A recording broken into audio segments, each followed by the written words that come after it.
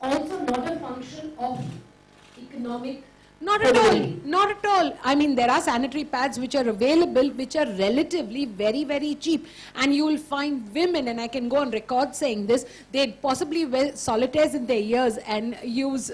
We all need to play a role in doing that. But do you guys also have classes like...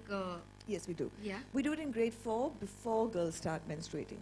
Okay. So that there's, and we do So is it like a sex education class? Or yeah, is it is. It's a sex education class, come awareness of, we call it Chupi Todo, good touch, bad touch. Yeah. Because a lot of boys and girls don't know good touch, bad touch. In fact, I was looking at something today which said the statistics are 1 out of every 6 boys is sexually molested in some form or the other, and 1 out of every 4 girls. And so you can imagine, and in urban, rural, both. So to bring awareness around what is good touch, bad touch, and then what is the menstrual. So it's just part of it. We're not giving special attention to the menstrual cycle because then you're bringing sort of a taboo in another sense around it. That is just a natural part of growing up. Okay, great. So coming down to hygiene, which is why we're here. Let's just quickly, some tips, some things, or some misconceptions we have. Yeah, about hygiene. Okay, what can we do? How do we educate people?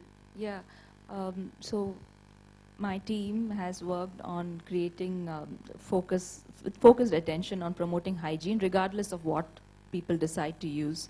And we made an animated film on it called My 3 in 7 languages, which talks about all of it. The biology of it, the myths, the products, how to use, how to dry, all of that. The biggest problem with hygiene is that most girls, and I think even women, educated women, don't know how often to change a cloth or a pad. And with products coming up with newer versions saying that you can use it for 12 hours and so on, they feel that using one sanitary napkin the whole day, especially if the menstruation is pretty scanty towards the 4th or 5th day, is perfectly fine. And this has been one big thing that needs to change. With school-going girls, especially in rural areas, you see when they use cloth, they're familiar with it because this is something their mothers and grandmothers did. So they would change it frequently. But if they were suddenly given a product which they haven't been educated on how to use, they actually think it's got some magical powers and use it for much longer. So that has been a problem that we've tried to change. With cloth, there are a lot of issues about how it is washed and dried. And this is not as much of a problem in rural areas because you have open spaces. Men talk more openly about menstruation in rural areas, so they actually dry it out in the sun. But in urban slums, this is a problem.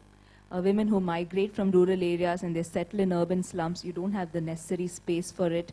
And you have a huge cultural conflict from the way it was treated in a village versus the way it is in an urban area. And that is when compromises on hygiene start to happen.